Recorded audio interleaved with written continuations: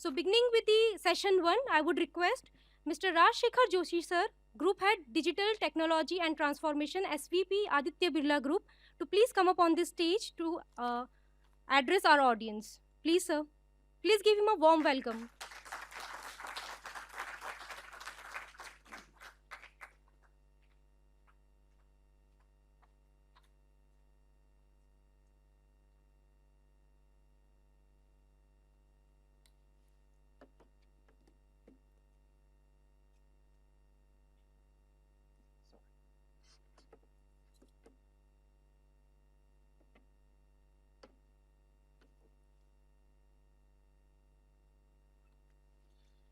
Okay.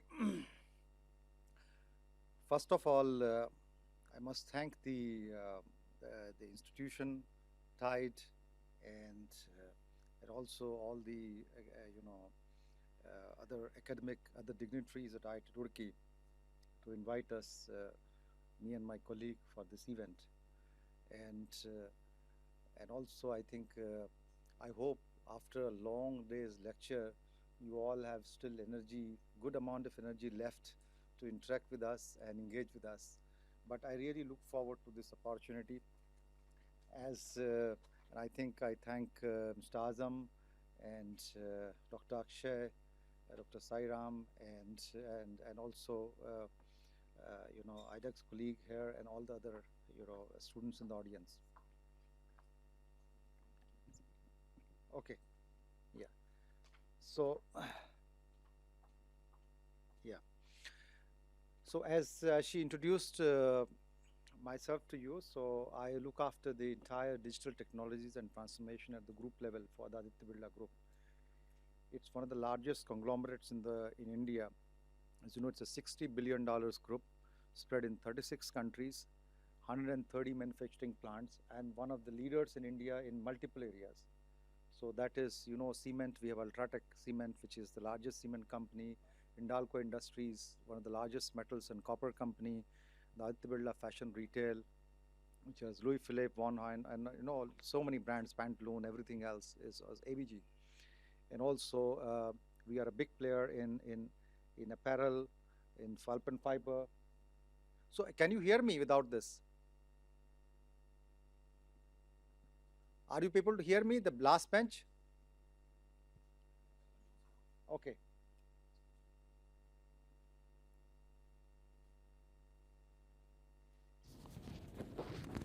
Hello. Okay, I think this one. It looks like some problem. Yeah. So as I was introducing about Aditya Birla Group, it's one of the largest industrial groups in India, and with operations in 36 countries, 130 manufacturing plants, and the largest cement company, Ultratech. You have Hindalco Industries, metals. We are a very big player. Fashion retail, you would have heard of Pantaloons, Forever 21, and Louis Philippe. All these are Aditya Birla brands. And also we are a big player in pulp and fiber, the whole textile value chain, the whole apparel value chain, I would say that, from pulp and fiber to fabrics to apparel to fashion apparels. So it's one of the largest groups which is there.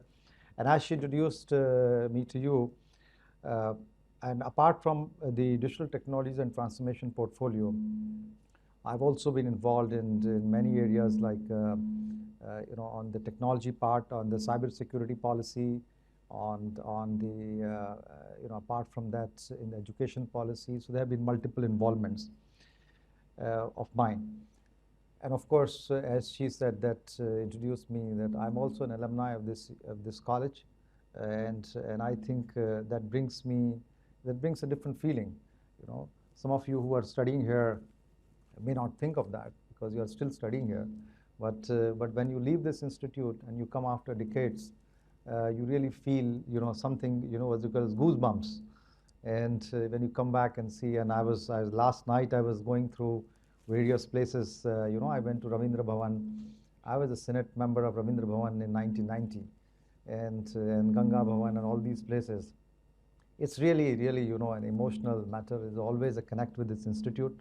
And that's why when we looked at enhancing our academic collaboration, we have done with IIT Delhi. We have started working with them. But then IIT Roorkee was definitely in my mind that we must go and visit IIT R. So that's where it is, and I told you about Aditya Birla Group, and also I think I was, apart from of course what ABG is, corporate is doing in the area of innovation and also how it can ally with academic institution as Dr. Akshay told about it. I think he also touched on a very, very important topic, which is that what can students do, how much more India can do, which is there. And I think that's very important. I will not speak much on that, but I must say that the country is finding its, strengthening itself, its profile in India and globally, as you know that in the last few years, in a big way, tremendous way, which is there. See, what the colonial powers did to us was that what they say as they took a lot of resources from India. It was 25% GDP in the 18th century. We had the global GDP, and we went down so much, which is there. They divided us, and they also put on us a sort of feeling of we call as inferiority complex, which is there, that there was very little before the Britishers came in. We were like, we had age-old customs, we had no infrastructure, they gave us everything, but that's not the case. I think it's a long topic, but I must say that India has been a great nation, a great heritage, and also Indian commerce, Indian valor has all been through the world, and we are finding that voice again in many, many ways.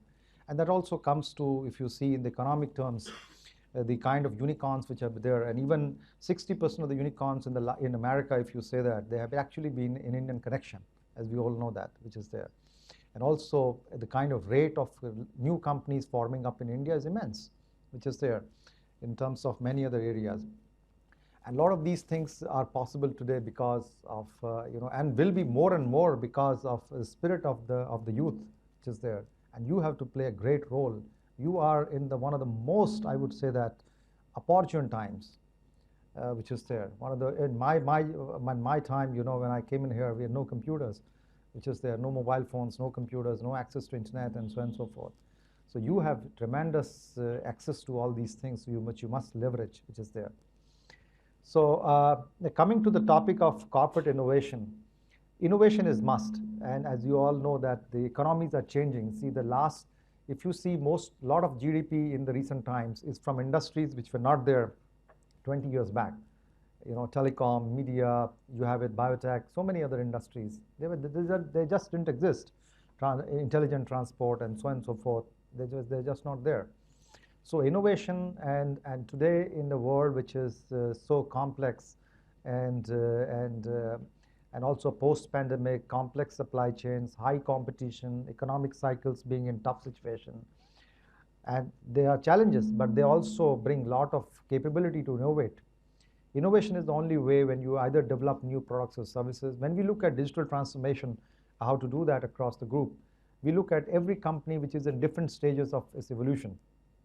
And also that they have to innovate, which is there, they have to optimize and they have to transform. So there are two parts to innovation which is there, which leads to. So this is very imperative. So there's no other choice but to innovate. Now this applies to everyone. This applies to you as young people. This applies to me. This applies to corporations. This applies to countries. So that's one thing which is. So we definitely have multiple sources of innovation. It's our own people who continue to innovate a lot, which is there relentlessly.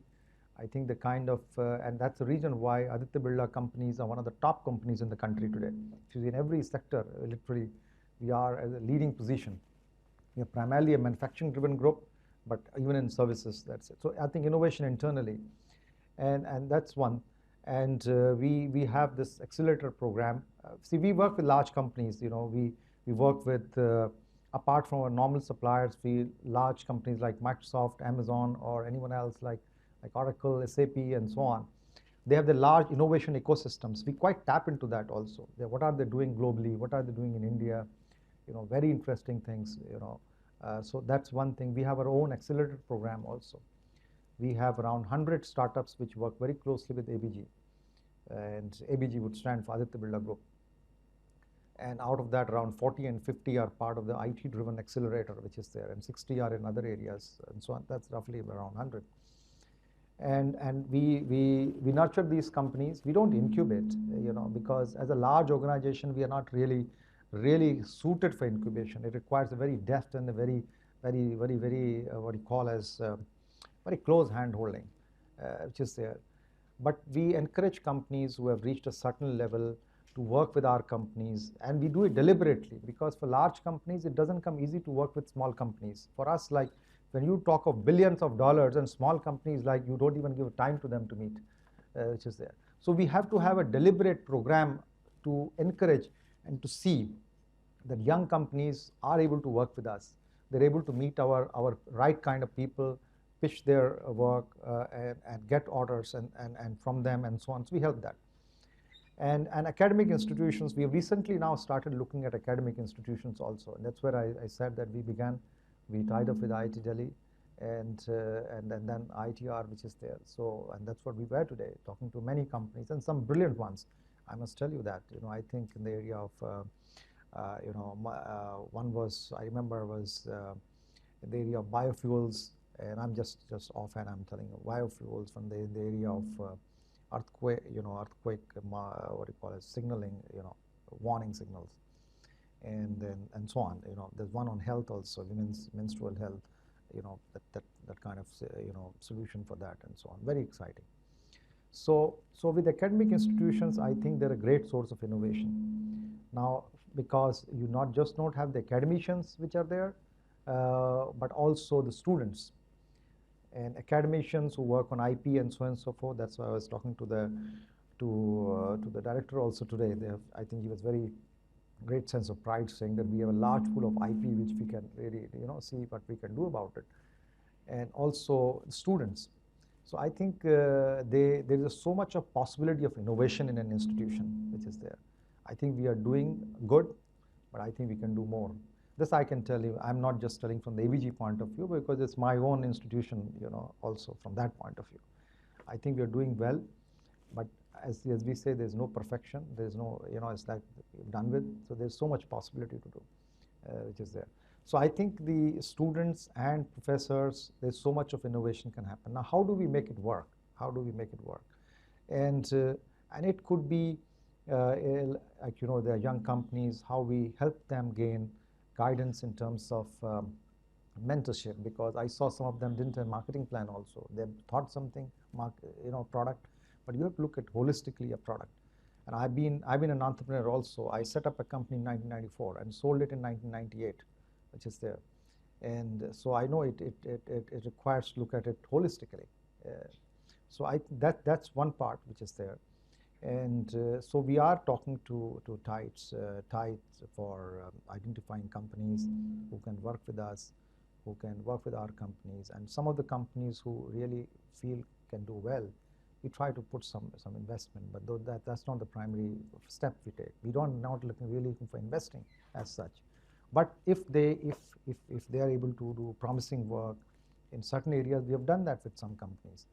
We put some money also to develop a product which is there, but that's if you have already crossed a distance which is there. So, and also, so this also requires a lot of linkage of institution with the corporate, because today I've dealt with various institutions all over India and world. And there's always, institutions and corporate sector. There's always never, you always will try to work together, but there will be always different focus. There is bound to be. But how can we do that? I think that was a very healthy discussion with Dr. Akshay today on how we can make it work, how professors can spend more time in industry, because often we in industry feel that academia is way behind. We practice, we know how it is, we work relentlessly, we are like on the ball, we look at multiple things at one time. Industry, while academicians move at a certain pace, the pace is different altogether. And but I think there are ways how there are strengths in academics also. The strength is, they can look at things in a far more holistic way, which is there, while we will be more focused at what is here and now, what can be done today, which is there. So I think that's which is there. So there are great possibilities of working together, and I'm sure that in times to come, we will be able to do more and more with IIT R, which is there. Yeah. So so I could go on and on. So I would be very happy to, have interactions with you. If any kind of questions somebody has, somebody will like to ask something on anything which is, of course, relevant to the discussion. Yeah.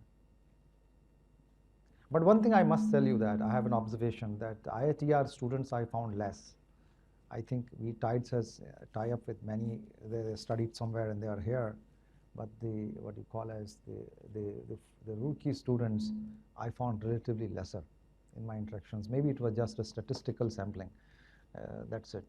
But I think that could be more. So that's a call for action for you all.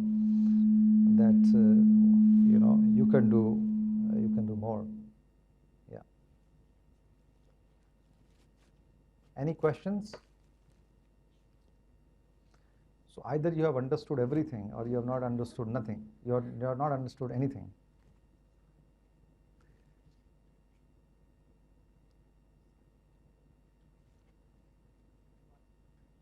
Yeah, please, please. Why hesitate? See, Roorkee is known for its bold students.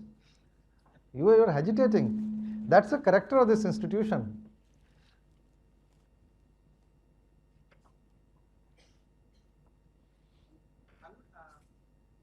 I would like to connect one thing in the sense that, as you said, that research that goes on in academia, which I feel that, okay, it's a different way. I think Hello, yeah.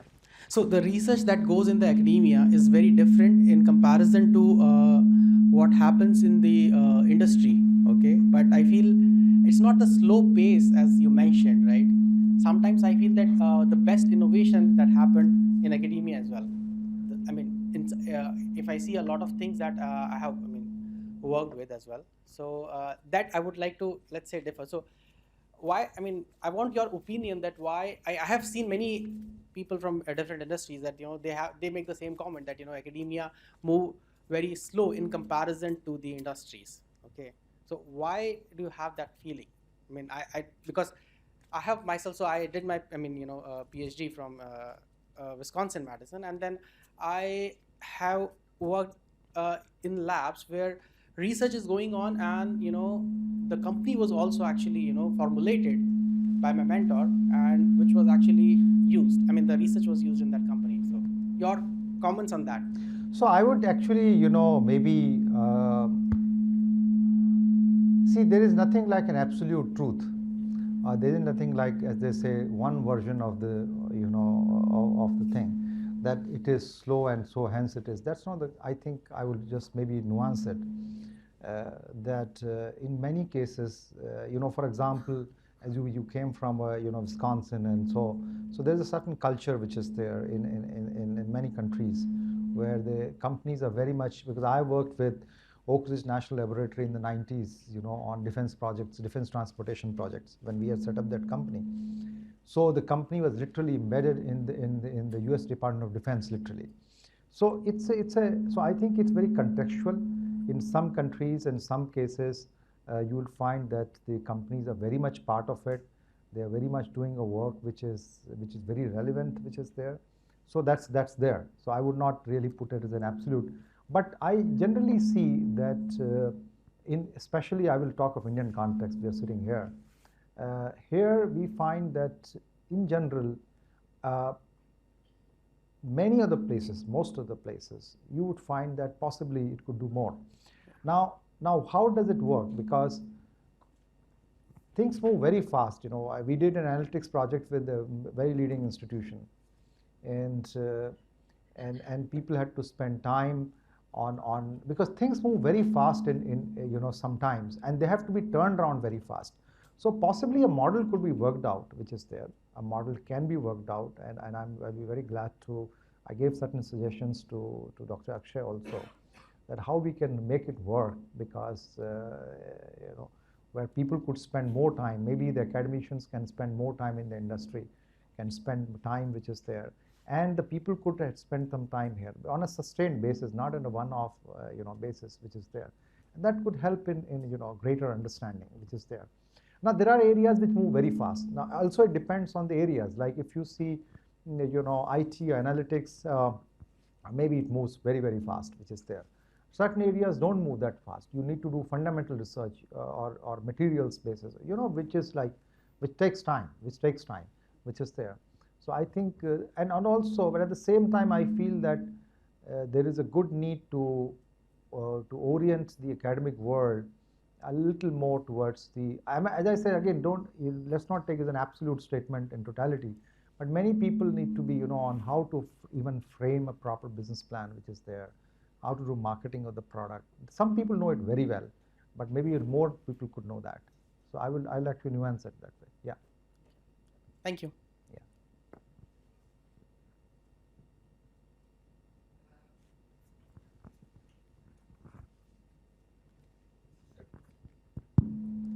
Hello, sir.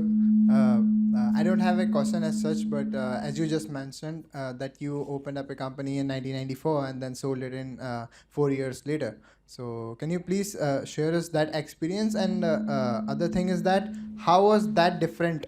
I mean, running your own company from being in where you are right now. So, what are the sense of responsibilities or the challenges or I mean,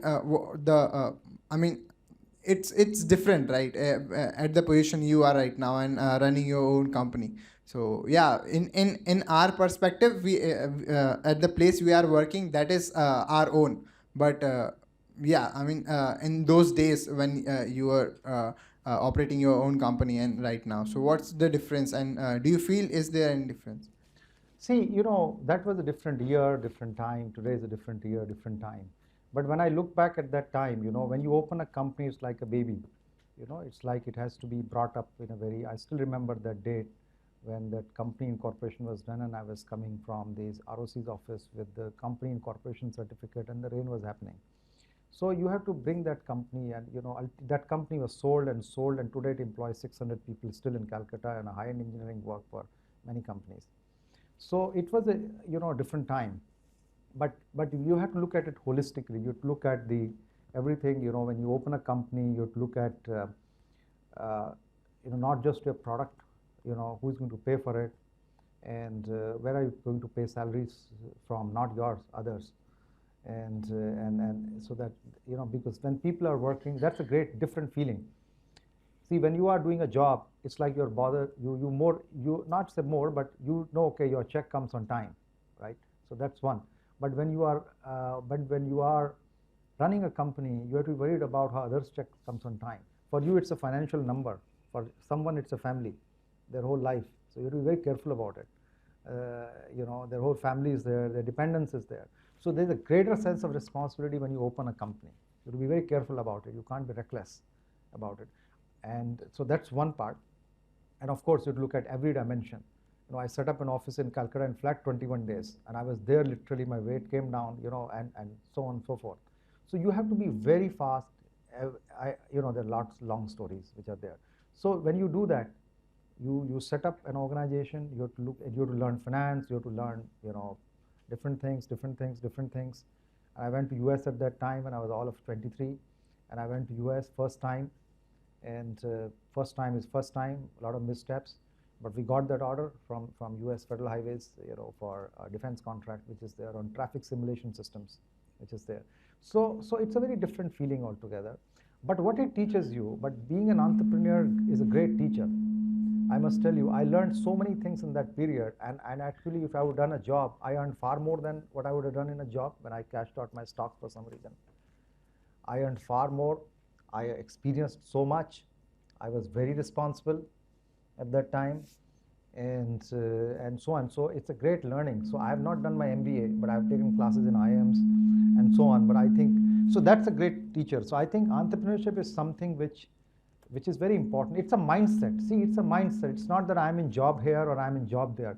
You could do a job and you still could be entrepreneurial in your thinking completely, and so on. But I think sense of responsibility, look at it holistically. You look at various aspects of business. You're not just doing one job. But I think it's been a great teacher to me, because whatever I did after that, I looked at it holistically. At one time, if you are an entrepreneur and left that, was like something, what happened?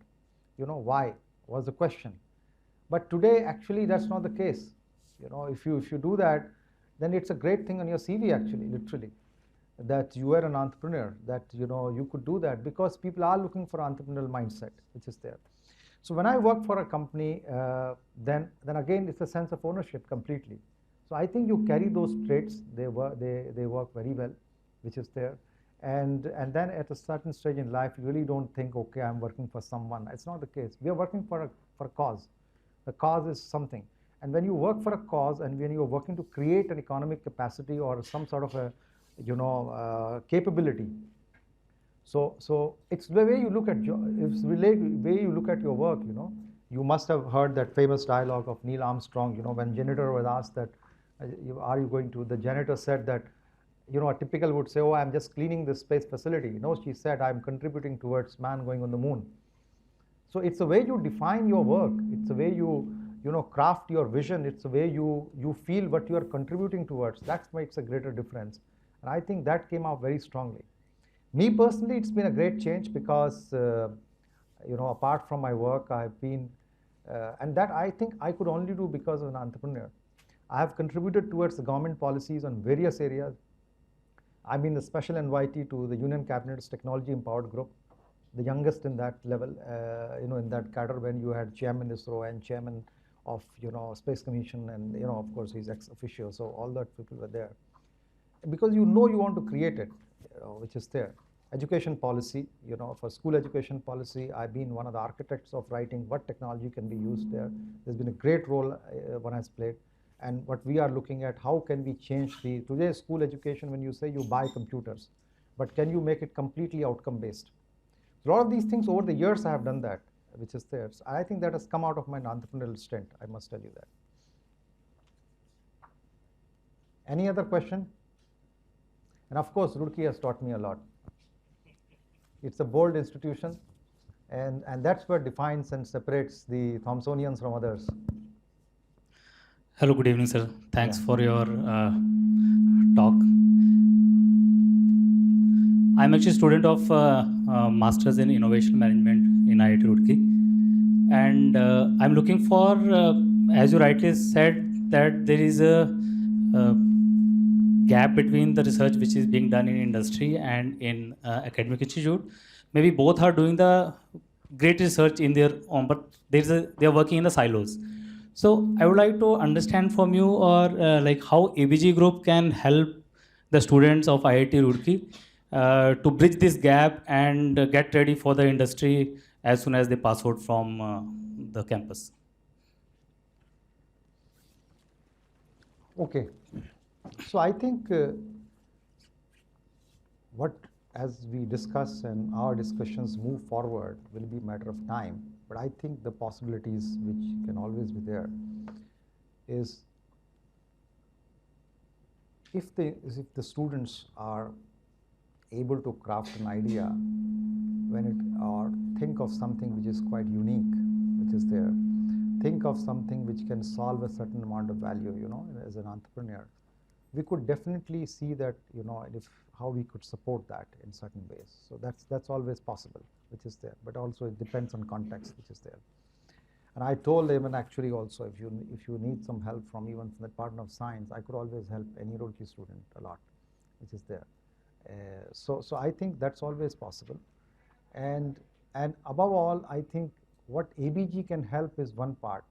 But because I'm a fellow Thomsonian, I must tell you, it's important of how you help yourself in the first place by, what you call as expanding your horizon, by looking at, how you can, look at expanding not just the knowledge and the engineering or the whatever academic discipline you are in, but look at business holistically. For example, one of the businesses, they said they made a product, but certain things they didn't look at.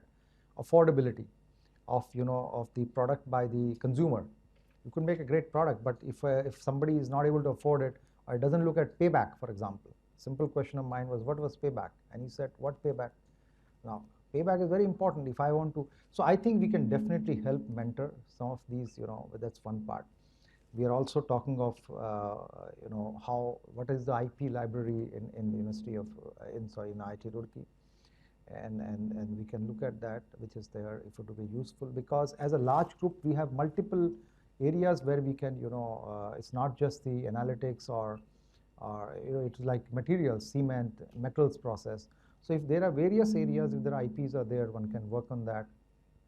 And also if there are promising cases, because it has to be promising case. Nothing comes very easy, it requires you to walk a distance to get it. Then definitely we can go to good platform to interact with our companies, interact with shop floors, and see how you can contribute, because not just this, you are a source of talent also for our companies. It's not just, so I think there are multiple ways one can definitely help. Yeah, one can work together. I must tell you that. I think helping is not the right word. How we work together to create value to each other is more important. Yeah.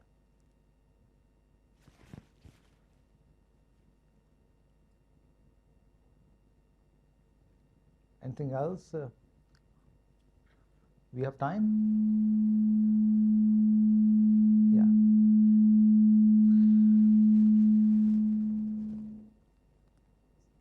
Are you done? One last question from my end. You said that you have been supporting startups through your accelerator program. So what exactly is the typical portfolio of the startups which you have already supported? Or is there any particular domain from where majority of the startups are coming from? So we have so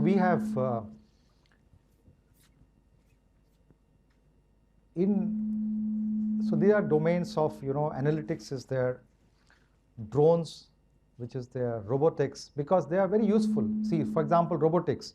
A robot can go to a plant, for example, in metals plant, and go inside the, areas where you could, because if you shut those, certain facilities or certain tanks which are there, you can't shut them. Shutting them and restarting them is a lot of work which is there, and often damages happen. So you can have robots which can actually go there and they clean the area, and they clean and come back. That's one part. So I think drones are there, robots are there, and analytics is there. We have one even in influencer marketing we have. Then we have the Industry 4. You must have heard a lot of Industry 4. So IoT sensors, IoT's gateways, energy management, devices for energy management. Recently there was some startup which we spoke to was, they were using sonic pulses to look at the, for example, in cement you have rollers, and these rollers over a period of time they become uneven. Then how do you use sonic pulses to look at the unevenness of the roller surface? And if it has gone beyond a point, you can do predictive maintenance. Because if you don't do, if you can look at the defects early, potential defects, you can maintain it rather before it breaks down. So predictive maintenance, and so these are multiple areas where a lot of we have companies which are there. Then this one, and also apart from, of course, in materials which is there. There's so much of research going on in different materials. For example, cement. Cement is a plain boring material, as you know that. You don't even see that it is somewhere behind, which is there. But there's so much happening in those, in that space globally. Can you have a cement which can absorb carbon dioxide? Can you have cement which can smell, so that you can have, a scented house all the time throughout your life? So there's so much of possibilities which are there. So these are multiple areas where we engage with young companies in that.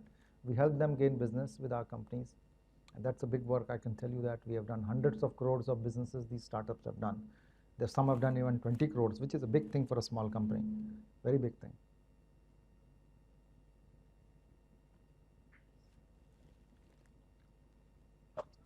Sir, before I joined IIT Roorkee this week, but last year I had a chat with a girl from IIT Delhi.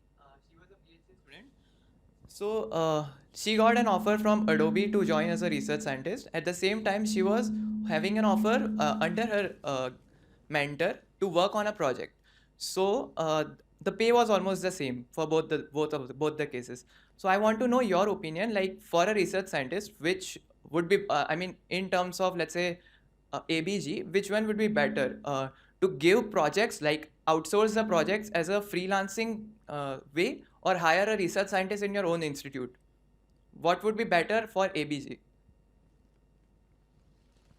I think it's very contextual. In certain areas, we would definitely look at hiring people because we have a Aditya Birla Science and Technology Corporation itself, which does a lot of primary research. and a lot of other areas they work with. So one could be hired, but I think work. See, it depends on the nature of the work. If you need people for long term, you need to have them with you. But if you need for some project which you're working on, generally, and sometimes the talent is not willing to come. If the talent is only willing to work on a part-time basis for some time, then you have to do that, which is there. So both the models are there. I think the gig model is slowly catching up, but relatively slow compared to other application businesses. In research, I think the gig is still less, which is there. But it also depends. Many research scholars or researchers, they are in some colleges or some institute. They can't be hired. They're not available for hiring, but they work on projects which are there. So it's both the models exist, which is there. It depends on context. There's no final answer. Yeah. So thank you very much. And yeah, I think I really enjoyed this conversation. As I said, it's not just a matter of speaking in any institute. It's just speaking in my own alma mater. So it's a different feeling altogether. And definitely after having the bun omelette and tea in Ravindra Bhavan canteen at midnight, this is something which I will always cherish. Thank you so much.